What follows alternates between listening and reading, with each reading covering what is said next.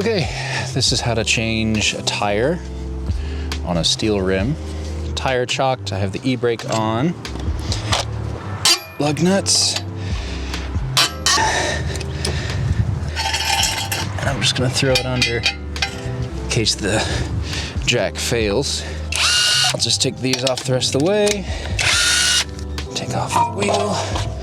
And that is step one. Once you've got the tire off, the next step will be taking all the air out. Will be with a valve core removal tool. Just slots inside the valve and twist the core out.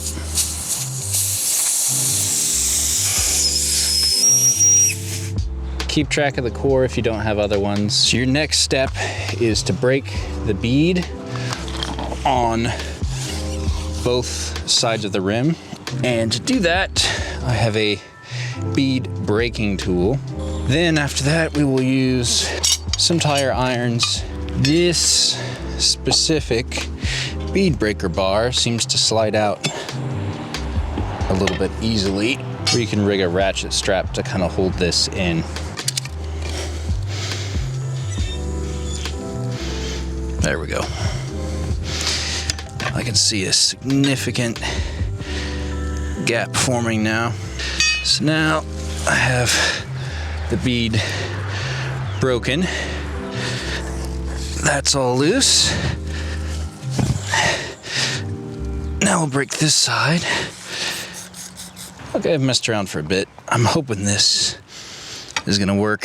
So I've got it hooked. Sweet. I took the spoon side of this guy, locked it in from here, started pulling on it.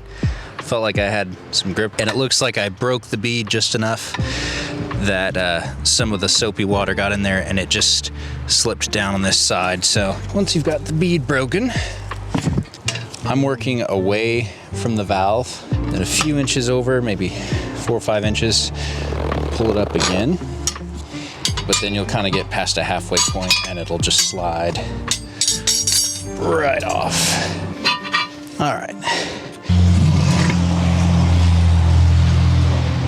Flip the wheel over.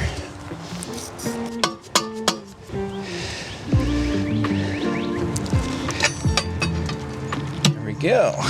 So I just got the lip started enough that I think I can encourage it just that little bit more. And then carefully pull it out. My valve there. Next, we'll take that out. So there's a little sensor on the back of this. There we go.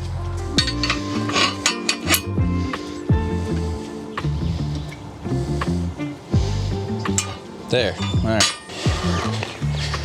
Here is the new wheel.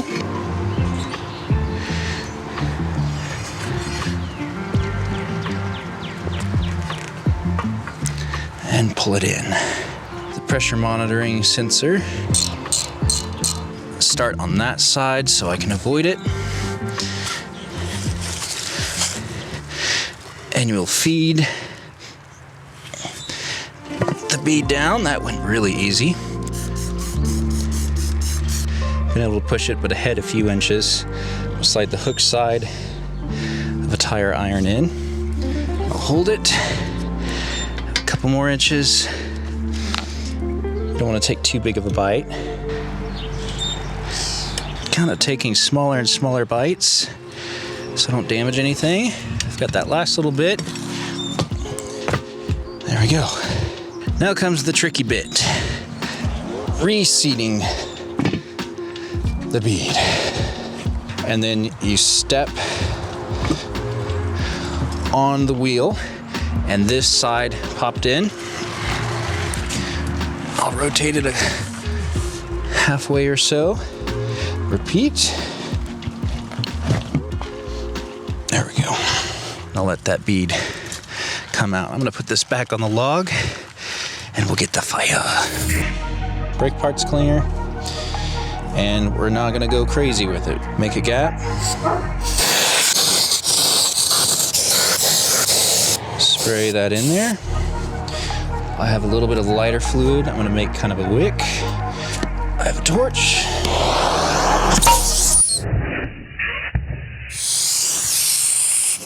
There you go. Portable air tank on there. Hold that out of the way. It's easy for this to get blown out. So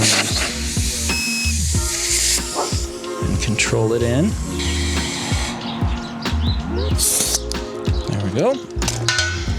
We're gonna check for leaks. We'll go all the way around soapy water, and you're just looking for little bubble trails. And we're all good. Now we can balance it. Over here I have a wheel balancer with a bubble level. I'll have these weights, and I'll put them on the tire, kind of close to the rim, because that's where it'll end up going. You could even put it on the lip and then check it in a few different spots. Seeing the bubbles moved this way, so we need to add a little weight there. All right, so I found my balancing point, and I'm gonna clean this off and just peel and stick.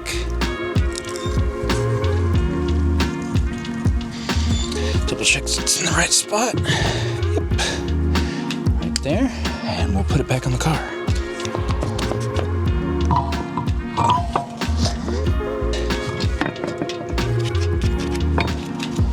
Run them down just snug. Lower the car.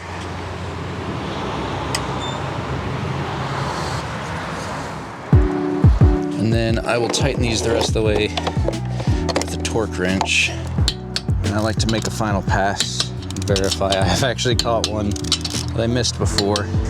All right, that wheel's mounted.